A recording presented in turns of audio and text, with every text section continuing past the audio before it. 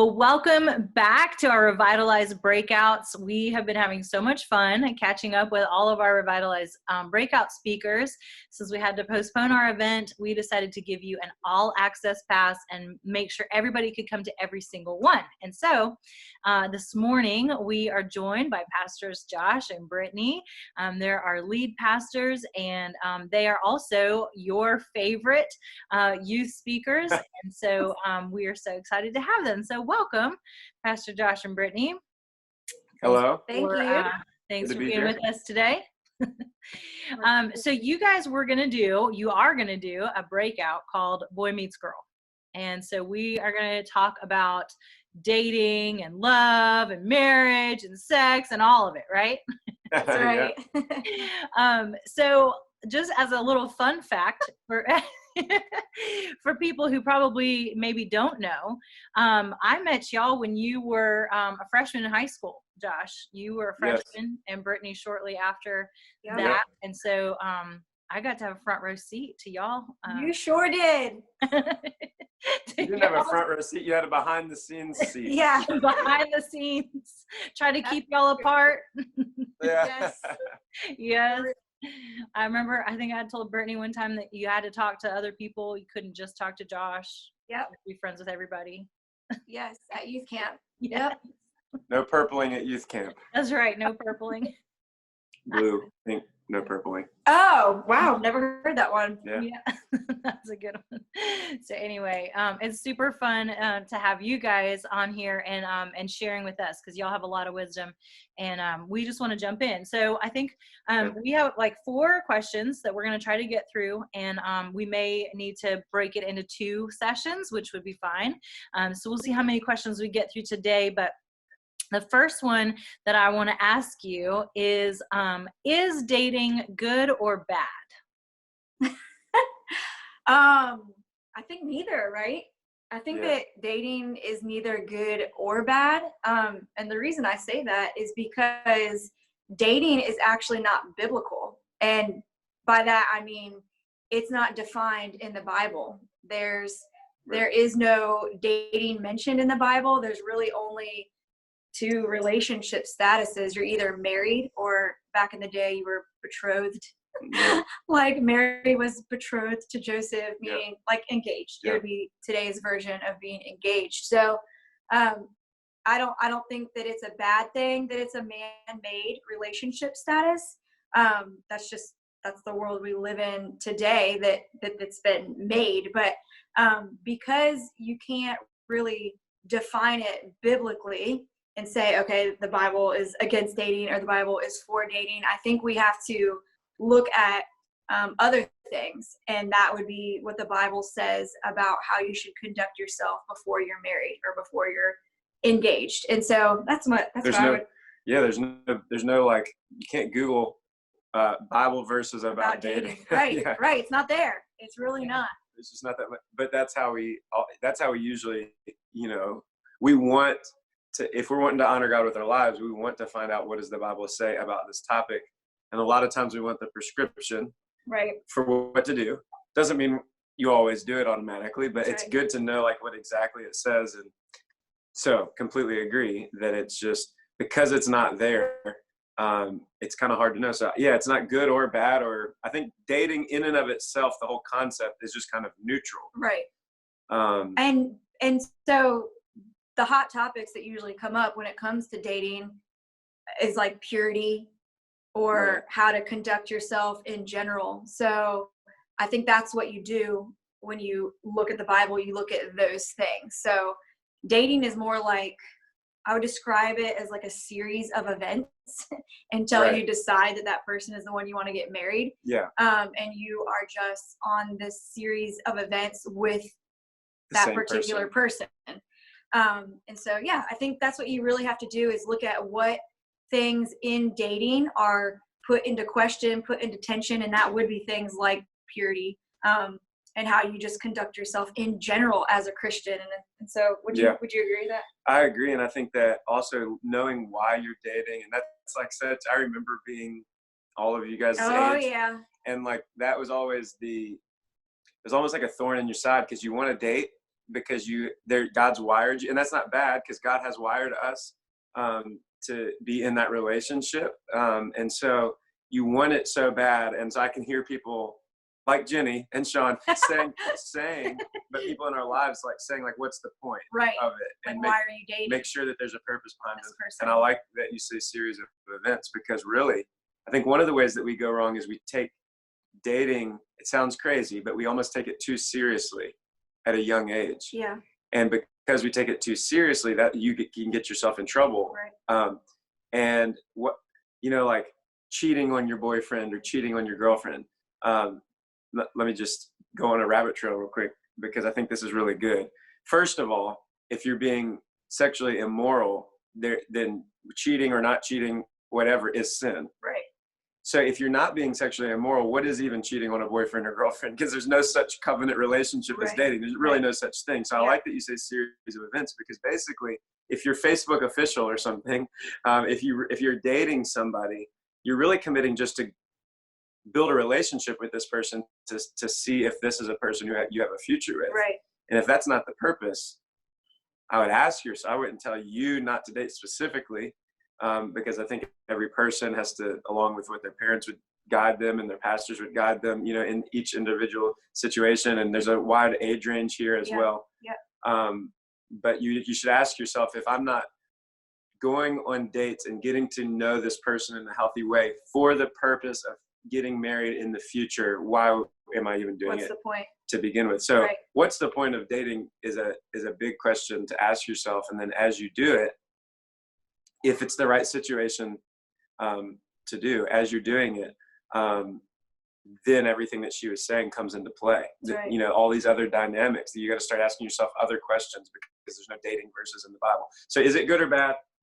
I don't think it's either. Neutral. I don't think that every student that's watching this, I would never give a blanket answer and say you shouldn't date. Right. Probably we would recommend a lot more if you don't than do. Yeah. Especially with the wide age range. But at the upper end of the age range of some of the students on here, I don't think like dating's not allowed. So therefore, all these other things come into play. Yeah. With how we're conducting ourselves as we get to know this person in particular. That's right. So I don't know if that answers the question, but yeah, no, I think that's really good. And just being purposeful about everything that we do. It's so easy for us to just kind of go along with something because everybody is doing that, or that's the cool thing to do, or feels good, whatever, but really being intentional, because it does affect so many things. Absolutely. In our life. Yeah. Yeah. For sure.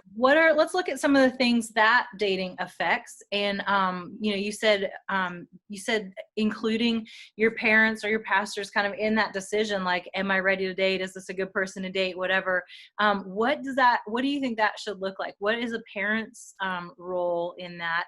And how can students involve their parents or respond to their parents' involvement? Sometimes that's a really sticky one. And kind of gets under our skin, Yeah, that's a great question. And again, going back to the Bible, it gives us the command to honor our father and our mother. So when it comes to dating, if you're still under your parents' roof, or even afterwards, we're supposed to honor our father and our mother. It's a command so that we'll have long life. But it is interesting because there is such a wide range when it comes to parents and what they think about dating. We have everything from parents who are very strict about it, and it's just like no dating. It's just not allowed until you graduate high school. That was actually you. Mm-hmm. And then you have parents who don't care whatsoever. And it's not that they don't care. Oh, maybe some really don't, but some are just so lax they don't even have their own idea of what dating should be, so they just let kind of their children decide for themselves. And that was me. So it's interesting because, and then there's everything in between. So regardless of where your parents fall, we're supposed to honor our father and our mother. But here's the thing, ultimately, regardless of what your parents decide for dating in your life, if you're a believer, if you're a Christian, we're definitely supposed to honor God. So in our situation, he was honoring his father and his mother. I was honoring my father and mother, even though they didn't have a say in this. They really did not care. I mean, I grew up and I wasn't in a Christian household. So I decided to kind of put a mandate on myself that I was going to honor God when it came to dating. And I think that there's a lot of students who would be in the same boat as me, and their parents haven't given them any sort of boundaries when it comes to dating. And so that choice is yours. The choice is yours on whether or not you're going to honor God, regardless of whether your parents care or not. And so, you have to honor your parents. Would you say anything to that? Yeah, I mean, I think that a great piece of advice that I didn't even really ever get this piece of advice, but I kind of wish that this was given to me earlier on, was for you to not wait for your parents or your leaders to come to you and tell you what's allowed and what's not allowed, but as a student, no matter what your age, that you engage upwards in the conversation. Yeah, that's great. And ask questions. And I would say, don't be secretive. Ask questions. Yeah. And don't be scared of the answer. I think a lot of times we don't ask because we're scared of the answer. Yeah. So then we just tiptoe, see how far we can go before we get our hands smacked. That's right. That's just like, there's not even as much joy in it anyway, even if you can, you know, you're like tiptoeing around and trying to be secretive. And it's just like, my advice would be, ask, you know, first of all, your parents, because we want to honor our parents. No matter your age, you might be like 17 and you're like, I'm basically an adult. Like, I don't really need to, but engage with them. Like, what do you think, you know, do you think I should be dating? First of all, if you're 17, you've probably already had that conversation, but who, you know, do you think this person would be good for me to date? And engage in this conversation. And I think what'll happen, and now we've got kids, now they're not old enough to be dating, but I am a parent long enough now, almost 10 years, that I can start now to feel what it's going to feel like when my kids get to the point where they're asking these big questions. Your parents are going to respond better if you approach them first instead of waiting it for them to correct you, because that's going to kind of get this whole topic off to a bad start. You know, so you come to them and say, you know, I've been thinking, or God's been speaking to me or convicting me, and I don't want to do the dating thing outside of your guidance and you know, contrary to what you want for me. And so engage that, and don't be afraid of how they respond, because how they respond, even if it's something that you don't like, then you can, in an honoring and not talking back and complaining way, re-engage and say, but what about this? And so you can inquire, you can ask, you can try to see, where are your boundaries as my parent? I would also add this, because of what Brittany said, maybe your parents are, maybe you're more like Britt, where your parents aren't as intentional, or they're a little bit more blurry on what they care about as far as dating goes. Then I would shift and go to your youth leaders and your pastors. That's right. And so, you know, if you feel like, my parents really don't care, well, maybe have those conversations then with your youth leaders. Yeah, for sure. And just say, you know, what do you think? What do you think? I'm this old, you know, I'm this old. I'm 14. Should I be dating? First of all. And then depending on the answer there, then you start talking about who and how. But I think engaging in those conversations, that is honoring in and of itself. For sure. Like engaging in the conversation is honoring. Yeah. Honoring is not only just listening to what they say. Right.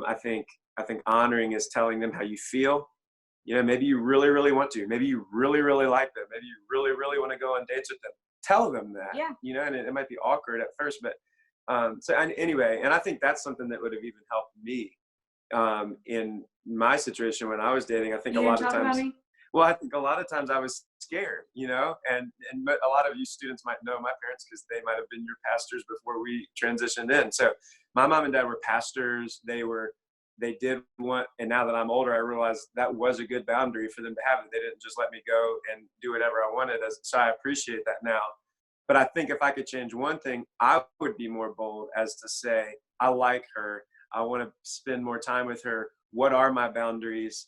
What do you think about that? And then, and me engage in that conversation upward so that there could be clear communication. Yeah. And I would say, if you're listening, you would relate to kind of my family dynamic where it was kind of lax. I remember at the time actually wishing that I had parents who had set boundaries. I recognized that there was value in that, and that like Josh and other people that I saw that had parents who had boundaries, they felt safe and they felt like valued. And so I would say to you that there really is, and I mentioned it before, there really is so much to say when it comes to you ultimately deciding to honor God in that. And so, because the truth of the matter is, ultimately it is your choice, because even parents who have boundaries and are strict or like that, ultimately Josh got to decide whether or not he was going to honor his parents in that. And I've seen kids of parents who are strict and have boundaries, and they have gone off the deep end because they're not being forced. That's just the boundary. And I've seen people who have come from families where there were no boundaries, there were nothing, and they made the decision for themselves to honor God, and they end up having great, wonderful, strong marriages in their future. So I just want you to feel encouraged that ultimately the choice is really, truly yours to honor God in it all. That is encouraging, because it's empowering. Because I think sometimes young people make decisions almost out of just spite to say, I'm more grown up than you think. Right. And I think as two people who are now adults, I still sometimes don't even feel, I still feel like I'm 18 or 17.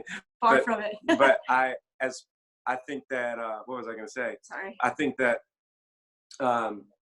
it almost like making a decision to be like, I'm grown up. Like, you can't tell me what to do. Right. I think us acknowledging to you, you can do whatever you want. Yeah. You're going to do whatever you want at the end of the day. So you can have strict rules. You can go behind their back, especially with technology. I mean, technology, when we were your age, even though it wasn't that long ago, is still so much crazier. I mean, you can do whatever you want. It's true. We always say the choice to our kids, the choice is yours, but the consequence is not. Right. So you do feel empowered. You get to choose whether you come from a family where the boundaries are set and locked in, or you come from a family like mine where it doesn't even exist. Ultimately, the choice is yours, but consequences. The consequence isn't. And there are consequences, and we'll talk about it. Yes. Yes. Here in a little bit. Yeah. I don't know if we'll get to it today. Probably not. I think we've already taken our time. But we'll get to these. But there are consequences to not doing it the right way. Yeah. And more importantly, and this needs to even be louder than that, there's blessings for doing it the right way. Yes. 100%. Absolutely. Yep. Yeah, that is super empowering, because you're right. Like, we're all held accountable for what we choose to do with whatever the situation is. And you know, I think we're going to come back for a session 2.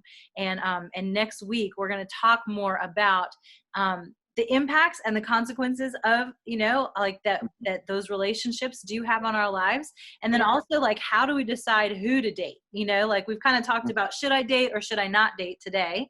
You know, but maybe next time we'll talk a little bit about how do we decide who to date? Like, if we are going to date, and does that even, does that even matter? Can I say one more thing real quick about this? Because I feel like I don't want to leave this topic without saying this final thing. Because we've been very clear about being like, the choice is yours. Dating's not necessarily good or bad. I will say that if you're not in a place where marriage would be in the near future as a possibility, most of the time our answer for you would be, you shouldn't do it. Because, and I think of it like this, I'm looking at our table over there that we eat at all the time. There's no reason to come smell the food. There's no reason to be around the food if you're not ready to eat it. It's just temptation for no reason. Right. And I think of like when we fast, you know, at the beginning of the year, every year we fast. And now that we have kids, we have to fast, but still cook them food because they don't fast with us. Awful. And it's like, it's the Torture. worst. Yeah. It's so much easier to fast when you don't smell like yummy food. Yeah. You know, it's like, let's smell the bacon. Let's just abstain from food altogether, including the smells and the cooking and the sounds of it frying in the pan and all of that. But like, it makes it so much worse when we actually cook the food and when we're around the food. And so I just wanted to just say that you know, if for a lot of our younger students on here and middle schoolers, again, I want to be careful making blanket statements across the board, but you know, it's if marriage is not really in your future, it's just really not a smart situation to put yourself in, Mm-hmm. unless you've just got like crystal clear, super clear, and boundaries that are way out. Yeah, and just boundaries that are way, way, way, way out. Like, And even always then, I would say no. Yes, seriously. Yeah. So I wanted to say that before we Yeah. moved on, because we were very open about all of that. But I also want to say, just like Jenny would tell you, if marriage is not a real possibility in the future, usually we're going to lean towards, you might as well not even What's do the it. point? Yeah. Right. Yep. I think that one of the phrases that really encouraged me all the time is the right thing at the wrong time is the wrong thing. And so, Really good. you can have like a wonderful person, that you care about, that cares about you. And it can be like, it can seem like a really great thing, but if it's at the wrong time in your life, it's not going to be the right thing. It's the wrong thing for that time. And so really understanding your season and really understanding like what God wants for your life right here at this point today is super important, in making that decision. Yes. And I will say that most of the time, especially when we're young, I know I had a crush on a different guy like every week, right? So like I would be like writing his last name, like my name with his last name on the notebook over and over and over, and then like a couple weeks later it was a different last name, it's like a different guy.